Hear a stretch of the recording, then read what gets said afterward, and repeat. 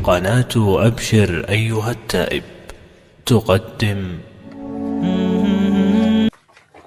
بسم الله الرحمن الرحيم. الحمد لله رب العالمين، حمدا كثيرا طيبا مباركا فيه كما يحب ربنا ويرضى.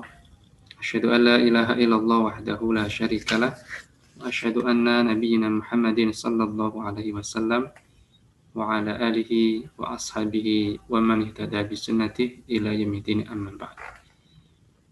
Segala puji bagi Allah Tabaraka wa Ta'ala. Salawat dan salam senantiasa semoga tercurah kepada baginda Rasul, pada keluarga beliau, para sahabat, dan kita semuanya yang hadir di majelis ini, yang kita hidup jauh dari Nabi Sallallahu Alaihi Wasallam. Kita berharap kelak akan diberikan kesempatan oleh Allah Tabaraka wa Ta'ala bertemu Nabi, berjumpa dengan para sahabat, berjumpa dengan orang-orang soleh, berjumpa para orang-orang yang Allah telah muliakan dengan dakwah mereka. Di kesempatan hari ini, mari kita kembali melanjutkan kajian tazkiyatun nafs kita. Dan kita pada kesempatan ini telah sampai kepada tema yang ditulis oleh Syekh dalam kitabnya Afatun ala Thariq, ya, Syekh Sayyid Muhammad Nuh, dengan judul Dhiqul Ufuq au Qasrun Nazar. Ya. Dhiqul Ufuq au Qasrun Nazar. Wawasan dan cara pandang yang sempit. Ya.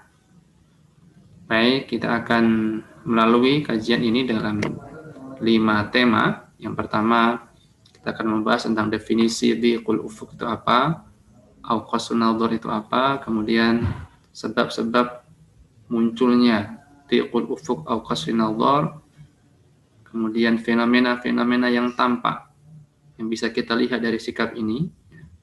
Kemudian kita akan membahas pula tentang dampaknya pada diri dai dan para dakwah dalam dakwahnya. Dan yang terakhir tentu bagaimana kita keluar dan menyelesaikan masalah ini dalam solusi yang ditunjukkan oleh Syekh dalam kitab ini. Baik, kawan sekalian, yang pertama kita akan masuk kepada mafhum dhiqul ufuq, ya, pengertian atau definisi apa itu dhiqul ufuq atau wa qasrun nadhar secara bahasa dan istilah yang akan kita lihat. Pertama, dhiqul ufuq lughatan, al-ufuq fil lughah wahidul afaq allati hiyal jihad awin nawahi. Kata ufuk ini adalah bentuk mufrad, ya, dari al-afaq, ya. Jadi ada ufuk, ada afaq. Ufuk itu satu, afaq itu jamaknya. Yang memiliki sinonim atau persamaan dengan al-jihad. Jihad pakai ta, ya, bukan jihad pakai da, tapi pakai ta. Ya. Awin nawahi. Ya. Jihad atau nawahi, yang maknanya adalah cakrawala, ya. Atau bisa juga dalam makna lain adalah wawasan, pengetahuan yang luas. Karena memang asal kata cakrawala sendiri adalah sesuatu yang sangat luas. Ufuk itu bisa dikatakan sesuatu yang luas sekali, yang seluas mata memandang. Makanya kita akan mengenal firman Allah Tabaraka wa Ta'ala dalam surah Fussilat misalnya. Allah berfirman, sanurihim ayatina fil afaq. Kami akan perlihatkan, ya, kepada mereka tanda-tanda kekuasaan kami fil afaq, di ufuk-ufuk. Maksudnya adalah di seluruh wilayah bumi atau di seluruh luasnya wilayah bumi. Maka Allah Tabaraka wa Ta'ala akan menampakkan tanda-tanda kebesarannya di seluruh, di mana manusia melihat bumi atau di seluruh tempat. Maka afaq ini jamak daripada ufuk, yang menunjukkan luasnya sebuah wilayah, luasnya sebuah pandangan. Kemudian demikian pula kalimat an-nazar, ya, huwa ta'ammulu syai' bil ain. Nazar itu adalah memeriksa atau melihat langsung dengan bil ain, dua kepalanya, dua mata yang ada di kepalanya. langsung dilihat dengan kedua mata, itu disebut dengan an-nazar, ya. Menelaah, melihat langsung atau memeriksa secara langsung. Allah juga berfirman terkait dengan kalimat an-nazar ini, ya. Ada tadi kita bahas tentang kata al-ufuq dan kata an-nazar, ya. Afala yanzuruna ilal ibili kaifa khuliqat, ya. Kaifa khuliqat, ya. Apakah mereka tidak memperhatikan, ya, unta bagaimana ia diciptakan? Maksudnya apakah mereka tidak melihat secara langsung, ya, bagaimana unta tersebut, ya, bagaimana unta itu diciptakan. Nah, sebagaimana termaktub dalam surah Al-Wasyah. Maka kalimat nazar maupun kalimat ufuk ini, ya, kalau nazar adalah bisa dimaknai dengan wawasan yang luas atau sesuatu yang wilayahnya sangat luas, ya, sejauh mata memandang, ya, atau dalam kata lain juga bisa disebut sebagai semua yang ada di muka bumi, karena itu juga luas, ya. Dan an-nazar adalah melihat langsung. An-nazar adalah melihat langsung. Kemudian secara istilah, ya, mafhum dhiqul ufuq atau qasin nazar, ya, dalam istilah adalah syar'i, fahuwa dha'fun atau khalalun fil basirah, ya. Yang dimaksud dhiqul ufuq adalah, kalau dhiq itu maksudnya adalah dha'fun, lemahnya atau kosongnya, khalal fil basirah, ya. Lemah atau kosong daripada ilmu, yuaddi ilal hasri tafkir aw ru'yah fi hududi dhiqihi la tatajawaz al makan wa zaman, aw bi ibaratin ukhra huwa dha'fu aw khalal fil basirah yuaddi ila ru'yah al qarib wa ma tahta al qadamaini duna an-nazar ila al ba'id wa duna taqdir al asar wal awaqib, yaitu adalah kelemahan atau kekosongan dari ilmu. Al-basirah itu adalah ilmu. Yang sebabnya nanti adalah, ya, hasru tafkir, terbatasnya pemikiran. Au ar-ru'yah fi hududi dhiqihi, ya. Cara pandangnya pun menjadi sempit. Sehingga, ya, la tatajawaz al-makani wa zaman, sehingga cara memandang, ya, kemudian pikiran yang sempit tadi, ya, tidak mampu melampaui tempat dan waktu. Maksudnya adalah dia tidak bisa digunakan untuk mengikuti perkembangan zaman.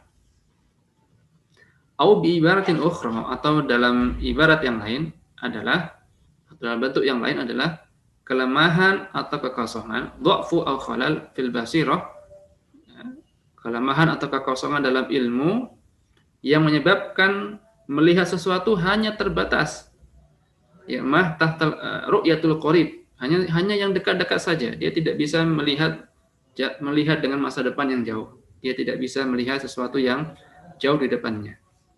Wa ma tahtal qadamain, dan dia hanya terbatas di kedua kakinya saja. Maksudnya adalah sangat dekat sekali yang dia lihat, ya.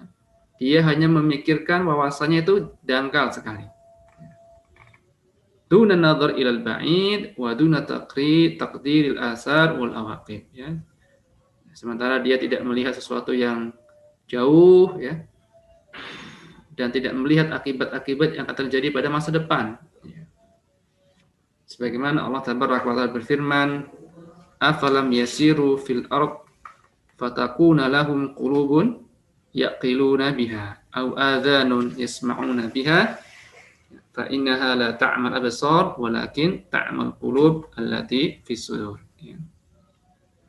Ini juga Allah Tabaraka wa Ta'ala berfirman dalam surah Al-Hajj ayat 46, ya.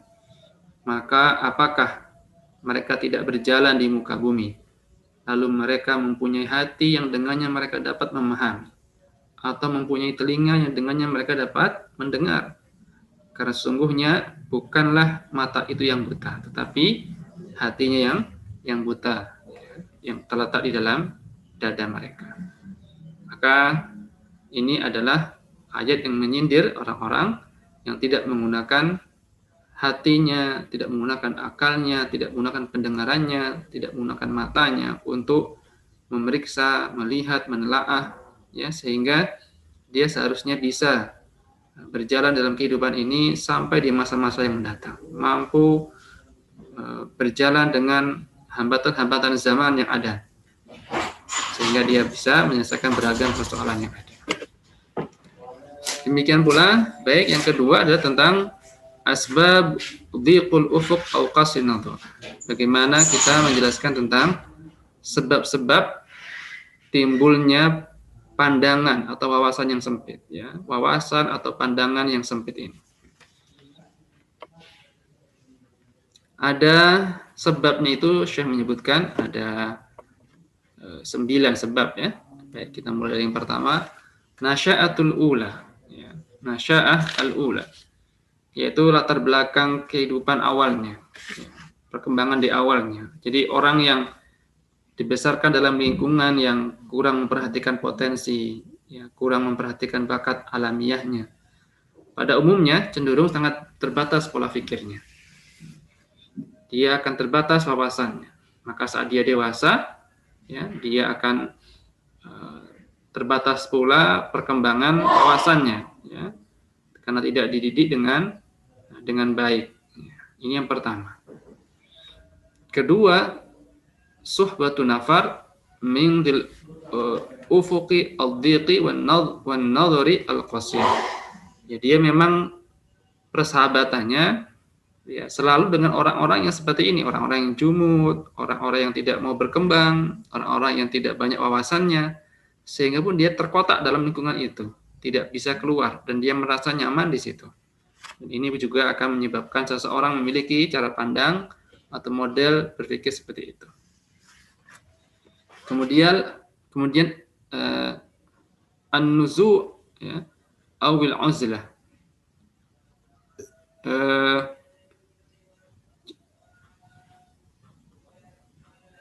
sikap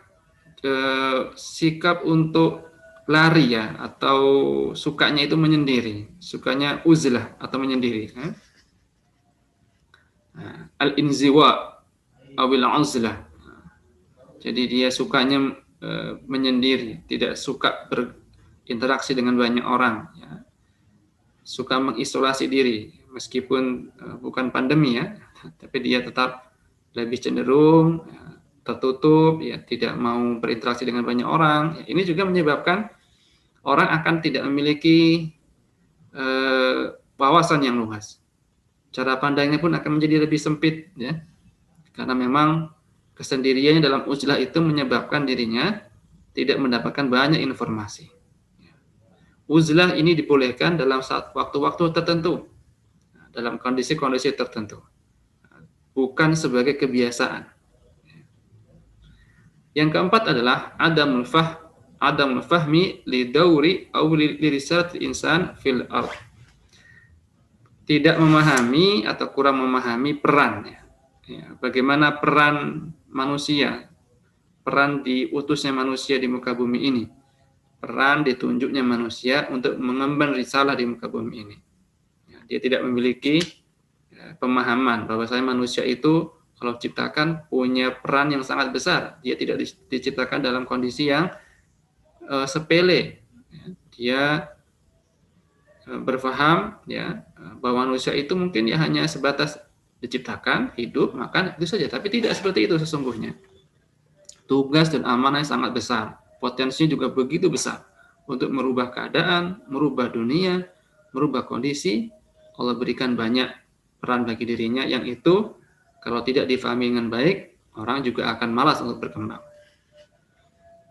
Kemudian yang kelima adalah adamul fahmi li haqiqati wa madmumul insan Islam. Akibat tidak memahami hakikat serta kandungan yang ada dalam syariat Islam yang mulia ini. Masya Allah, Islam adalah agama yang sempurna, ya, agama yang tidak ada celah di dalamnya, ya. Sehingga agama yang sempurna ini memang harus diemban oleh orang-orang yang memiliki wawasan yang luas, memiliki ilmu yang dalam, ya, sehingga pemahaman Islam yang seperti ini bisa diemban atau bisa sebarluaskan kepada orang-orang yang memiliki kapasitas di bidangnya. Bukankah Allah Taala telah mengatakan, ya, al-yauma akmaltu lakum, ya, dinukum wa atmamtu alaikum ni'mati wa raditu lakumul Islam ad-din, Islam madinah. Maka Islam yang sempurna ini adalah Islam yang di dalamnya penuh dengan ilmu yang begitu luas. Kalau orang tidak memahami isinya Islam, dia juga tidak akan cenderung untuk banyak ingin tahu tentang Islam.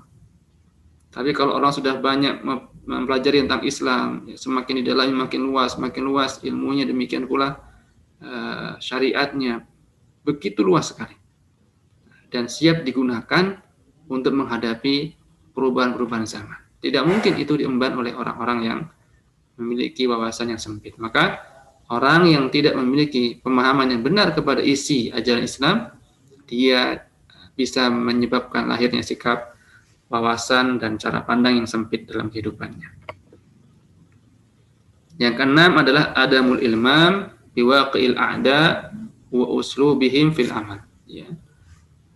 Tidak memahami, ya, bagaimana kondisi musuh-musuh Islam, bagaimana cara-cara mereka, metode yang mereka gunakan dalam aktivitas misi mereka, ya, sehingga seseorang pun jatuh ke dalam sikap wawasan yang sempit dan cara pandang yang sempit. Yang ketujuh, al-i'jab bin nafs bil ghurur wa takabbur. Ya, ada sikap kesombongan, ada sikap ujub dalam dirinya, ya. Sikap yang takabur, yang jadinya dia enggan juga untuk membuka diri, ya. Kalau sudah merasa dirinya punya ilmu, punya kepandaian dari orang lain, dia pun susah menerima ilmu dari yang lain. Dia merasa dirinya sudah hebat. Yang kedelapan adalah al-ghaflah anil awaqib wal asar al-mutarattabah ala dhiqil ufuq au qasrin nadhar. Lalai dari sebab-sebab yang diakibatkan nanti dari sikap dzikul ufuk ini, ya. Dia lalai dari melihat dampak buruk yang akan terjadi kalau orang memiliki sikap seperti ini. Yang kesembilan adalah al-jahlu bil akhbari wa hawadis al-madhi. Ya, dia tidak memiliki ilmu, bodoh tentang berita-berita atau kejadian-kejadian di masa lalu yang pernah terjadi. Orang yang tidak mau mengambil pelajaran dari kisah dan peristiwa yang pernah dialami orang-orang terdahulu dan bagaimana pendirian mereka dalam menghadapinya, berarti dia akan kosong dari pengalaman dan keahlian. Padahal kalau kita mau menggunakan melihat perjalanan orang-orang terdahulu, kita akan mendapatkan banyak sekali wawasan, ya, yang dengannya kita bisa mengambil banyak pelajaran pula. Maka kisah-kisah yang disebutkan dalam Al-Quranul Karim, di dalam hadis-hadis Nabi itu memuat informasi yang begitu luas, ya. Bahkan di dalamnya terkait juga dengan banyak ilmu yang berkembang pada hari ini. Ya, seperti kisah tentang tenggelamnya Nabiullah Musa alaihissalam, tenggelamnya pasukan Raja Fir'aun, ya, yang berhadapan dengan Nabi Musa alaihissalam. Sampai hari ini ilmuwan masih menemukan kesesuaian antara fakta dengan realita yang ada dari Al-Quranul Karim. Demikian pula tentang syaqqul qamar, terbelahnya bulan. Bagaimana ilmu hari ini bisa melihat dan menyebutkan adanya kesesuaian antaranya, kedua-duanya. Maka karena itu kita berharap kita semua bisa melanjutkan dan melihat bagaimana pelajaran dari orang-orang terdahulu itu sangat berharga bagi diri kita semua. Yang ke-10 adalah dha'fus silatu billah azza wa jalla, lemahnya hubungan kita kepada Allah tabaraka wa taala. Syekh menyebutkan di sini bahwasanya seseorang yang memiliki hubungan yang lemah kepada Allah tabaraka wa taala karena banyaknya kemaksiatan yang dia miliki, ya, banyaknya kemaksiatan yang dilakukannya, itu juga akan menjadi sebab seseorang tidak memiliki banyak pengetahuan, tidak memiliki ilmu. Ya. Maka Allah Tabaraka wa Ta'ala berfirman ya, di maktub dalam kitab ini, ya ayyuhalladzina amanu in tattaqullaha yaj'al lakum furqana wa yukaffir ankum sayyi'atikum. Jadi jika kalian bertakwa kepada Allah Tabaraka wa Ta'ala, maka kalian akan diberikan Al-Furqan. Orang yang bertakwa dekat dengan Allah, Allah akan tanamkan pada dirinya Al-Furqan. Apa itu Al-Furqan? Al-Furqan adalah pembeda. Pembeda untuk membedakan mana yang benar, mana yang hidayah, mana yang kesesatan. Mana yang benar, mana yang buruk. Semuanya itu Allah Tabaraka wa Ta'ala akan berikan di antaranya kepada orang-orang yang takwa. Takwa adalah meninggalkan kemaksiatan besar maupun kecil kepada Allah Tabaraka wa Ta'ala.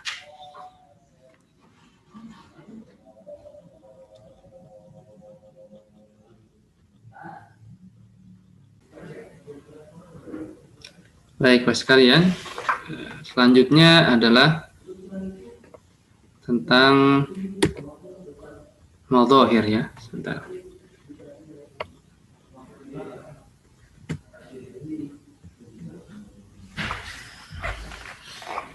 Ada sedikit trouble, sebentar ya.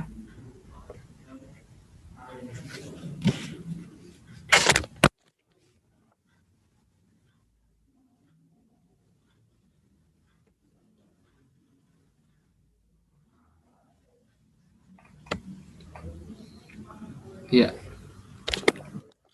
Selanjutnya adalah tentang madzahir au-sammat dhiqul ufuq au qasrin nadhar ya. Tentang fenomena atau realitas yang bisa kita lihat dari orang yang memiliki sempitnya wawasan atau cara pandang. Yang pertama adalah at-tabarrum asy-syadid bil manhaj ad-da'wawi abil haraki alladhi irtadathu al-haraka al-islamiyah al-mu'asirah min ajli at-tamkin li manhajillahi fil ard. Ya. Adanya sikap a priori yang sangat ya, atau sikap alergi ya, terhadap manhaj Allah Subhanahu, manhaj dakwah atau manhaj harakah ini, manhaj gerakan dakwah ini yang merupakan manhaj Islam al-mu'asirah, manhaj Islam kontemporer. Yang manhaj ini merupakan manhaj Allah Tabaraka wa Ta'ala yang diupayakan untuk diterapkan di muka bumi. Ya. Di mana orang-orang ini yang memiliki cara pandang sempit ini, mereka mensifati manhaj ini dengan manhaj kuno ya. Wa wasfu hadzal manhaj bitakhalluf ya. Mereka mensikapinya bahwasannya manhaj yang kita lakukan ini, manhaj gerakan dakwah ini yang akan menerapkan manhaj Allah di muka bumi ini, disebut-sebut sebagai manhaj yang kuno, sudah ketinggalan zaman. Ya. Wa adamul qudrah ala mawakibah dzuruf wa mustajadat al-asr. Dan dianggap ya sebagai manhaj kuno yang tidak ada gunanya atau tidak mampu untuk menyesuaikan dengan zaman yang semakin modern ya, semakin kekinian. Bahkan mensifati bal wasful qa'imina alaihi birukun ila dunya isarun lil afiyah wassalam ya. Bahkan menganggap para aktivis-aktivisnya itu ya, adalah orang-orang yang dekat dengan dunia, suka dengan dunia ya, mencari keselamatan dengan sikap suka dengan cinta dengan dunia tersebut. Ini adalah fenomena yang pertama, fenomena orang-orang yang menganggap atau alergi dengan manhaj gerakan dakwah ini. Yang kedua, fenomenanya juga muncul adalah hasrul juhdi fil jawanib. Ya. Jadi mereka hanya serius atau hanya berkonsentrasi pada bidang tertentu saja. Wa in kanat mufidah illa annaha sanawiyah. Meskipun benar yang mereka lakukan ini tentu saja ada faedahnya, tetap saja ada faedahnya. Mereka berkonsentrasi kepada hal-hal yang bidang-bidang tertentu saja. Memang betul di situ ada ada faedahnya ya. Kemudian tastahliku taqah kabirah, akan tetapi dia tentu saja wa waqtan tawila. Ya, akan tetapi hal yang seperti ini atau hal yang agak sepele ini membutuhkan waktu dan usaha yang besar ya. Kan mubadir sekali. Seseorang fokus pada hal-hal yang hal-hal yang tertentu, hal-hal yang tidak urgent gitu ya. Tapi diberikan usaha yang banyak, bahkan waktu yang cukup panjang. Seperti misalkan mithlul amal al-bina'il masjid atau insya'il jam'iyyah khairiyah atau ilqa' mau'idhah atau ta'lif al-kitab atau qira'ah wa mutala'ah atau iyadatul marid atau muhawalah jam'un nas ala ra'yi wahid fi masail furu' ya, awil masail mukhtalaf fiha wa hakadha dawalik ya. Jadi lebih cenderung ada orang-orang yang cenderungnya itu ya pokoknya bangun masjid aja ya, atau membuat yayasan atau ngisi pengajian ya, atau cenderungnya satu bidang saja, nulis buku enggak yang lain ya. Atau ada yang sukanya meneliti ya, menelaah ya, enggak yang lain, atau ada sukanya ya menjenguk orang sakit ya. Atau ada juga yang sukanya itu mengumpulkan manusia untuk membicarakan masalah-masalah furu'iyah, masalah-masalah ikhtilaf ya, dan seterusnya. Menurut Syekh ini juga tidak baik. Ya. Dia tidak syumul atau tidak lengkap. Ya. Yang dikerjakan itu gerakan mereka ini, orang-orang seperti ini ya, yang punya juga gerakan, dia tidak mengerjakan bidang-bidang yang luas. Konsentrasi di satu hal saja. Sementara hal-hal yang pokok yang di bidang-bidang lainnya tidak dikerjakan. Ini juga fenomena yang tampak di tengah-tengah kita. Yang ketiga adalah as-salabah atau syiddah inda taqsir fi sunnah minas sunan. Ya. Saya terjemahkan begini sebentar. Yaitu bersikap keras ya, atau mudah sekali marah ya, kepada orang-orang yang memang masih lemah dalam melaksanakan hal-hal sunnah ya. Au hay'ah minal hay'at ya, sunnah atau perkara-perkara yang lainnya. Wasukutu wa adamu taghyiril qalbi, tetapi dia diam dan tidak melakukan perubahan kepada mereka ya. Au ta'ammar al-wajhi 'inda tad'i'i fariidhah min al-fara'id ya. Tetapi mereka bersikap diam kepada orang-orang yang jelas-jelas ya, kelompok ini memang menghabisi hal-hal yang wajib atau menghilangkan hal-hal yang fardu dari kehidupan masyarakat. Ya. Awajibul minal wajibat ya. Fatarahu masalan yuqimu dunya wa la yaq'uduha ala man la yahtam bi taqsirihi siyabihi ya. Jadi orang-orang yang bersikap keras atau mudah reaksioner gitu ya, mudah marah kepada orang-orang yang masih lemah dalam melaksanakan hal-hal sunnah. Sementara mereka sendiri tidak punya perhatian justru pada hal-hal yang pokok, hal-hal yang wajib. Ketika hal-hal yang wajib itu hilang di tengah-tengah masyarakat, misalnya tentang kewajiban untuk menegakkan agama itu hilang di tengah-tengah masyarakat, ya. Kewajiban untuk menegakkan hal-hal yang pokok sudah dirusak di tengah-tengah masyarakat. Ya. Kita akan melihat mereka ini akan enggan untuk bergabung, enggan untuk bermuamal dengan orang-orang yang tidak memendekkan pakaiannya. Ini Syekh menyebutkan seperti ini ya.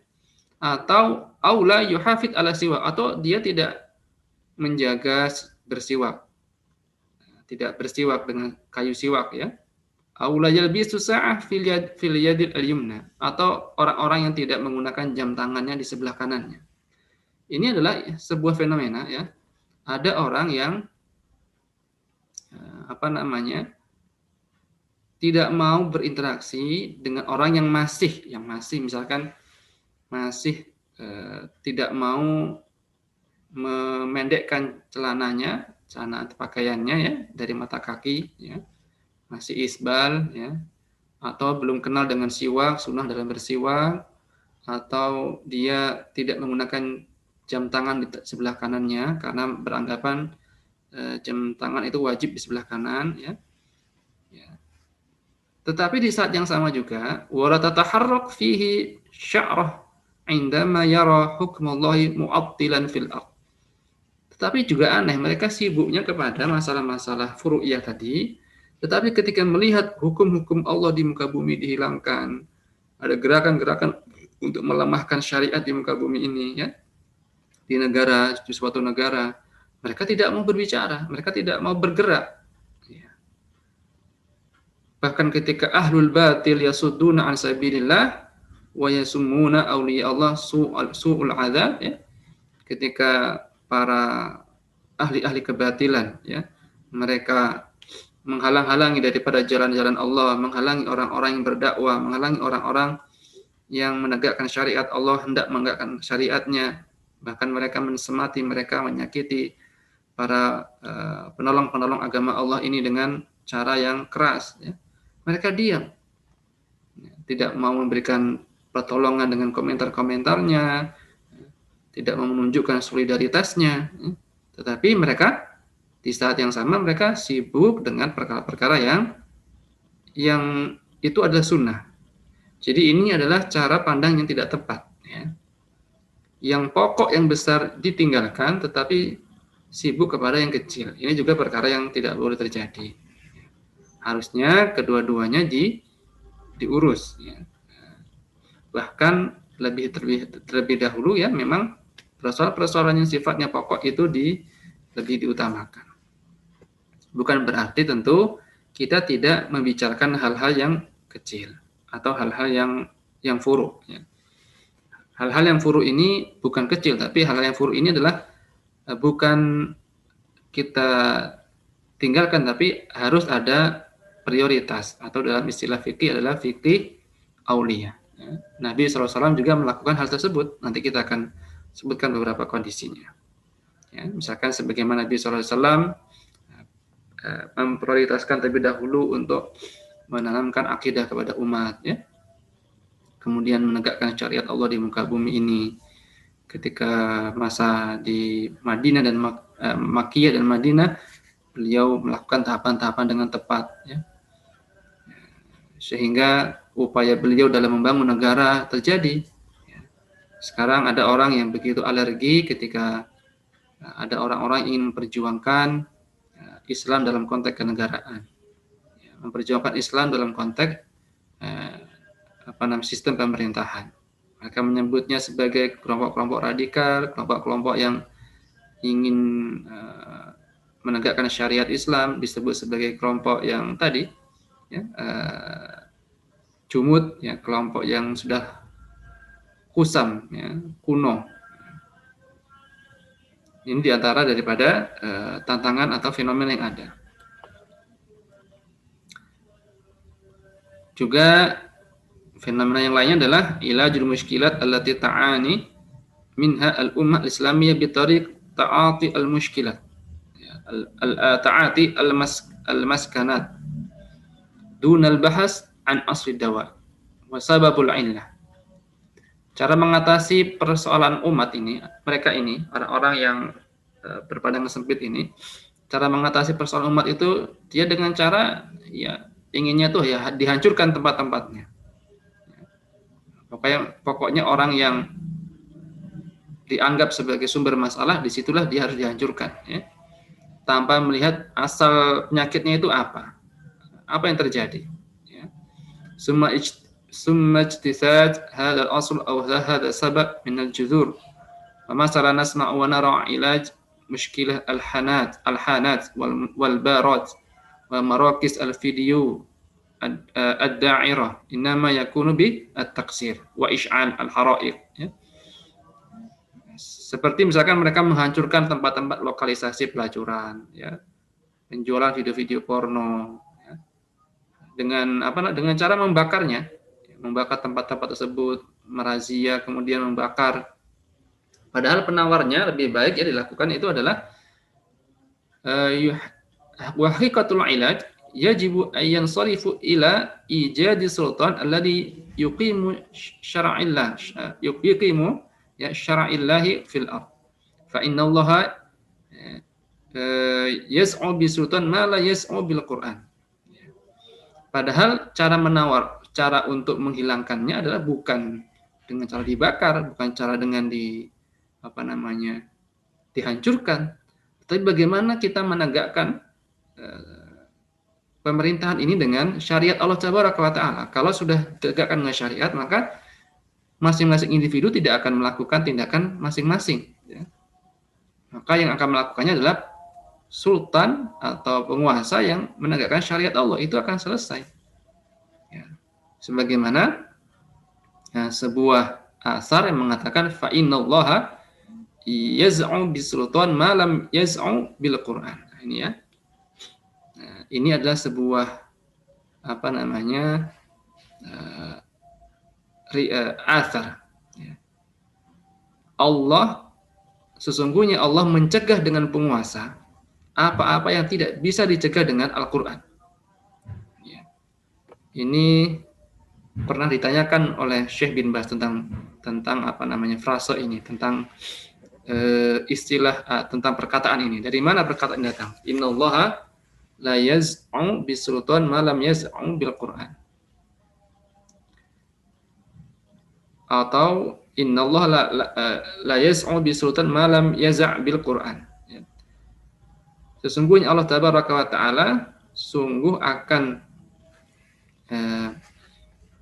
memberikan kepada sultan ya kemampuan untuk mencegah ya, apa-apa yang tidak bisa dilakukan oleh Al-Qur'an. Ya, seolah-olah di sini sultan itu lebih hebat dari Quran. Jadi sehingga ini ditanyakan ya. Ditanyakan oleh seseorang dalam majelisnya kepada Syekh bin Baz rahimahullah taala, ya, idza kana hadzal kalam hadisan fa asyrihu lana. Jadi penanya mengatakan, wahai Syekh, kalau memang ini sebuah hadis, berikan syarahnya kepada kami. Maka Syekh mengatakan, hadza asarun ma'rufun an Utsman radhiyallahu anhu. Ini adalah sebuah asar yang memang ma'ruf dari sahabat Utsman radhiyallahu anhu, kilanya dari beliau. Wa huwa sabitun an Utsman bin Affan al-Khalifah ar-Rasyid al-Tsalis, ya, sebagai khalifah yang ketiga. Wa yurwiya an Umar aidan. Jadi juga diriwayatkan juga dari sahabat Umar bin Khattab juga. Innallaha yaz'u bisultan ma lam yaz'a bil Qur'an. Maknanya adalah sesungguhnya Allah Tabaraka wa Ta'ala akan mencegah ya, sesungguhnya Allah Tabaraka wa Ta'ala memberikan kekuatan kepada sultan untuk mampu mencegah apa-apa yang tidak bisa dicegah oleh Al-Qur'an. Maknanya adalah yamna'u bisultan min iqtiraf wal maharim aksar mimma yamna'u bil Qur'an. Maknanya adalah sultan itu lebih banyak dia akan mampu menegakkan, menghindarkan seseorang dari hal-hal yang haram dibandingkan dengan Al-Qur'an. Karena apa? Karena sebagian besar manusia itu ya, itu imannya itu masih lemah. Ya, dia tidak bisa hanya dengan Al-Qur'an Karim saja. Karena iman mereka masih lemah. Ya, pengaruh Al-Qur'an kepada dirinya itu masih kurang. Oleh karena itu, ya, bal yuqaddim alal muharrim wala yubali. Bahkan mereka tidak akan peduli ya ketika disebutkan ayat-ayat Allah, ya, tetap saja mereka melakukan hal-hal yang diharamkan, tidak peduli. Lakin mata alima anna hunaka uqubah minas sultan, ya, irtada khafa minal uqubah as-sultaniyah. Tapi ketika mereka tahu bahwasanya negara melalui rajanya atau melalui penguasanya akan memberikan hukuman kepada orang-orang yang melakukan hal-hal yang haram tadi, mereka akan segera untuk meninggalkannya karena mereka akan takut dengan hukuman tersebut karena hukumannya nyata ada di dunia. Inilah dimaksud dengan wallahu yaz'u bisultan, yakni uqubatu sultan yaz'u biha ba'dul mujrimin aksan mimma yaz'ahum bil Qur'an, ya. Karena para sultan itu, para penguasa itu, dia akan mampu menegakkan iqab kepada orang-orang yang melakukan perbuatan-perbuatan mujrim, perbuatan-perbuatan terlarang, ya, daripada Al-Qur'an Karim. Karena Al-Qur'an Karim ini sifatnya dia harus dimasukkan kepada orang-orang dengan cara yang penuh perhatian, ya. Tidak bisa langsung dia akan faham, akan memerlukan tahapan-tahapan. Tetapi dengan sultan, ya, tidak perlu ada tahapan, ya. Hari ini sultan akan menegakkan misalkan minuman keras, bagi yang meminumnya akan dipukul 80 kali dera misalkan dengan cambuk. Maka sudah ditegakkan, baik orang yang belum imannya masih setengah, imannya sudah banyak mengenal Islam, mereka akan tetap mendapatkan hal yang sama. Ketika minum khamr ditegakkan, ya. Ini menunjukkan bahwasanya sultan ini memiliki pengaruh dalam rangka menegakkan syariat Allah, ya. Seseorang tidak bisa ditunggu untuk sadar dengan syariat, ya. Maka disinilah peran sultan. Sultan langsung menegakkan syariat-syariat Allah ini dalam rangka apa? Dalam rangka agar orang-orang yang lemah imannya tadi, ya, itu bisa segera terhindar dari keburukan. Jadi inilah yang dimaksud dari perkataan tadi, ya, bahwasanya Allah Subhanahu Wa Taala, ya, akan mencegah dengan penguasa, ya, apa-apa yang tidak bisa dicegah dengan Al-Qur'anul Karim, atau penguasa itu lebih mampu melakukan pencegahan dari apa-apa yang diperingatkan dalam Al-Qur'anul Karim, ya. Karena Al-Quran itu dia sifatnya dibaca, ditadaburi. Sementara sultan dia langsung hadir dan untuk menegakkannya, ya. Ini perbedaannya. Tentu ini bukan berarti Al-Quran lebih rendah dari sultan, bukan. Tetapi bagaimana kita memahami banyak orang-orang mukmin itu yang imannya masih lemah. Perlu kehadiran negara, perlu kehadiran sultan untuk memastikan bahwasanya hal-hal yang haram itu tidak lagi dilakukan oleh masyarakat, oleh umat, ya, sehingga sultan bisa lebih cepat meredam kemadaratan yang ada di tengah-tengah masyarakatnya. Selanjutnya adalah al-istijal an-nata'ij, ya, sikap istijal, sikap berburu-buru dalam hal hasil, ya. Man istajala syai' qabla awanihi qabla awanihi